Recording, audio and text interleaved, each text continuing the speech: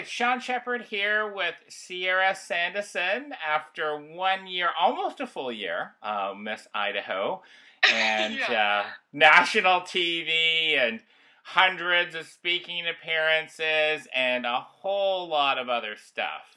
Yeah, it's been crazy. So first, how are you feeling? You've only got a few days left before you give up your crown. How are you feeling right now?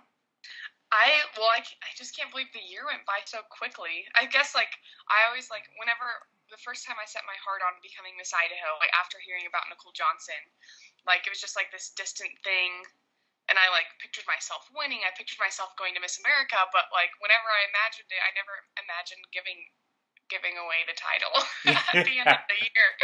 So it's weird that's I don't know, that's coming up so quickly. But I'm really excited because usually, once you give up your crown, girls move on to other things in their life. But for me, giving up my crown means I'll have just more time to do stuff with the diabetes community, hopefully travel more, meet people I haven't met yet, and maybe even make it to Canada. Yes! So tell me about some of the speaking engagements and the work that you've done in the past 12 months.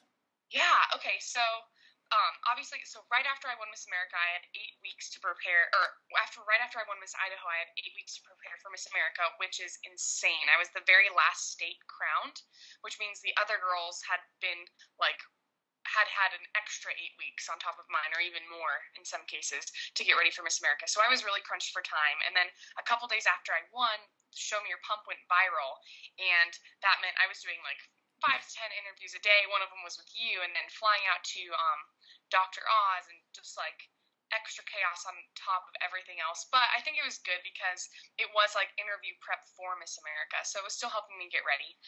So then after Miss America happened, obviously, a girl's main responsibility as Miss Alabama or Miss California or Miss Idaho is to work on her platform. So let's see.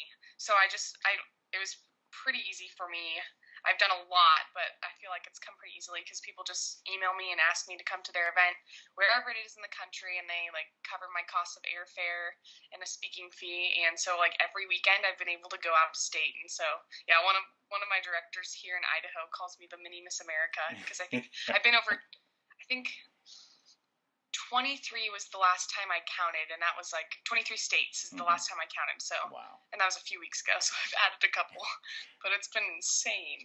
But I usually go to I don't know, Type 1 Nation conferences or diabetes camps or other little conferences that aren't specific to JDRF. It's been a blast. So tell me how you feel when you do those speaking events, because I know that so many people, their number one fear is public speaking. Yeah. And here you are traveling all over doing that. So can you tell me how you feel when you're doing those events? Yeah, so, okay, if any of you guys haven't heard my story, way back before I got diabetes, I was really bullied in high school, and I got diabetes when I was 18, and it was just as that kid that so a couple of the bullies in the school would want to find anything about that kid that was different, and then torment them about it. So diabetes was something on top of that, and Nicole Johnson was the one who gave me the confidence. Her example gave me the confidence to wear an insulin pump, which is a very visible physical symbol of having diabetes. But because I was so not popular in high school. First of all, speech class was a living hell for me. So I wasn't sure how I was going to do this year, but I'm it's totally fine. It's a blast. It's my dream job. I get to travel. I get paid to travel and inspire people, so I can't complain too much. And I think when it's not an assigned topic from your speech teacher, and it's just your story and your message and what you want to talk about, and you've practiced it over 100 times, it's a lot easier. And I'm sure that you have a lot of people that come up and want to talk to you after you speak. Yeah. Yeah. It's awesome. So you have a book. You have Yes. a book coming out. And all of this craziness of the year, you wrote a book. So can you tell me a little bit about what inspired you to write a book, and then any information you could get on how we could, I know it's not out yet, how we could get in touch and order the book?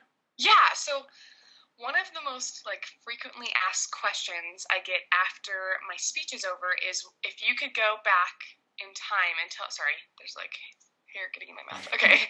If you could go back in time and tell yourself one thing the day you were diagnosed with diabetes, what would you tell yourself? And when I was diagnosed with diabetes, I was crying for 24 hours, and then I was really angry for probably 4 months, and my A1C did not budge that entire 4 months because I was in such denial, and I just thought it was the worst thing that could ever happen to me. And my dad kept being he's really optimistic, so he's just look at the bright side, you need to focus on the good things that it will come out of your diabetes. And I was like, Dad, there is no good that will come out of freaking diabetes. You are crazy. So obviously that changed eventually. And diabetes isn't fun to live with, and I'd never wish it upon anyone, but there have been some amazing things that have come out of it. And now it's been so awesome. With Miss Idaho aside, forget about Miss Idaho. I still I'd love a cure, but I don't think I'd go back in time and completely wipe away my experience with diabetes. So I talk about my story, and I talk about the specific sugar linings that have come out of being Miss Idaho, because I wouldn't have ever gotten involved with Miss America if I was never diagnosed. So I talk about my story, and then I go into sugar linings that are true for anyone living with diabetes. So I talk about how it makes us stronger and more resilient. I talk about diabesties, which are the people we meet and build connections with. And those are really if I had the choice to go back in time and get rid of my diabetes, and it meant that I would lose some of the friends I've made, I would never ever consider it. And then let's see. Oh, it can give you a passion. So I've just fallen in love with going to Type 1 Nation events and meeting all other people with diabetes, and just really serving the diabetes community.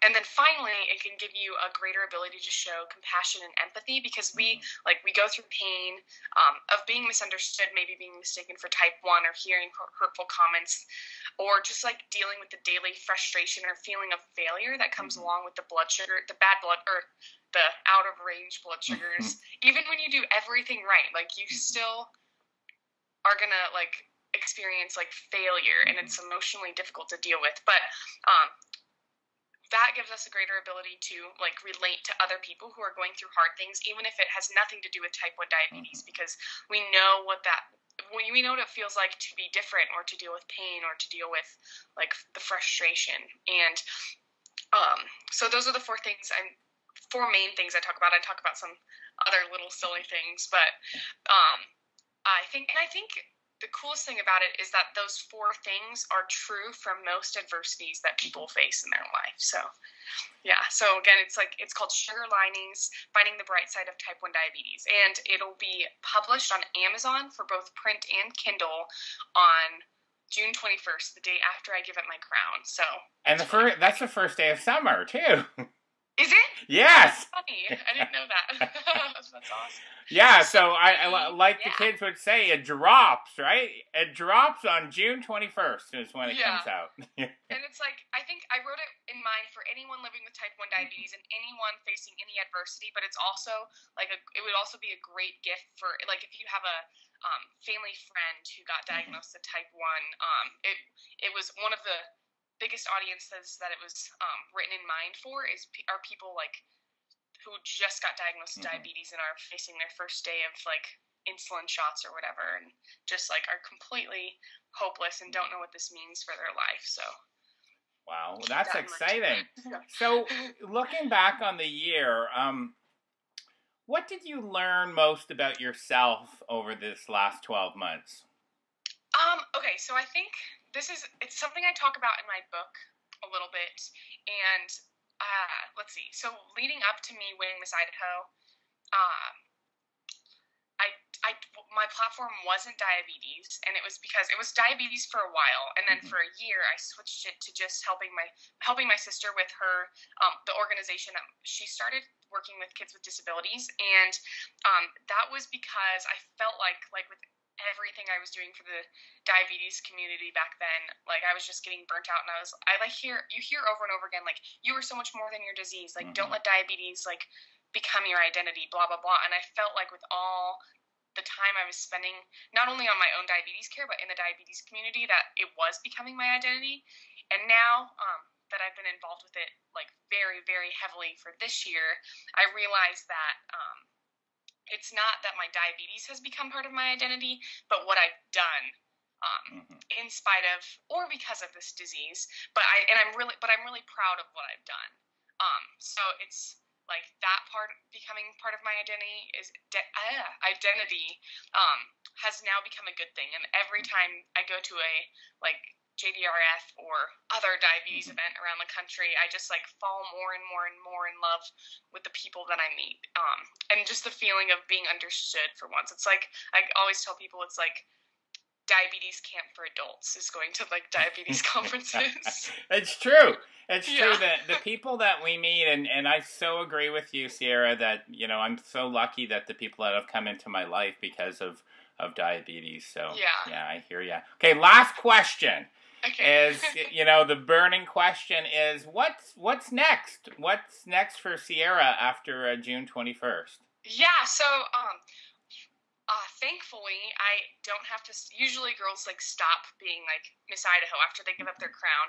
But I'm working with Tandem, and they are helping me go to like all the Type 1 nations and like other diabetes conferences across the country. So I'll continue to speak pretty much every weekend. And also, if you want to see how you can like get in touch with me or get me to your event, you can go to sierrasandison.org, and that's SIERRASANDISON. So I have a little form you can fill out to have me speak at your event. And then obviously my book is coming out, so hopefully, like, that'll add another speaking topic. So I'll give my little Miss America speech, but I can also do like a breakout session at a conference about sugar linings. So that's really exciting. And then I'm taking online classes, so I'm starting up school again. I took the year off, and I'm majoring in business. So I don't know where that's going to take me yet, but we'll see. Yeah. Well, congratulations not Thanks only so much. on the last year, but on the book and for everything that you're doing for the diabetes community. And I hope that there's some downtime and vacation, relaxation time in your summer too. Yeah. All right. Thanks again for doing this, Sierra. Yeah, no problem. All right. Bye for now.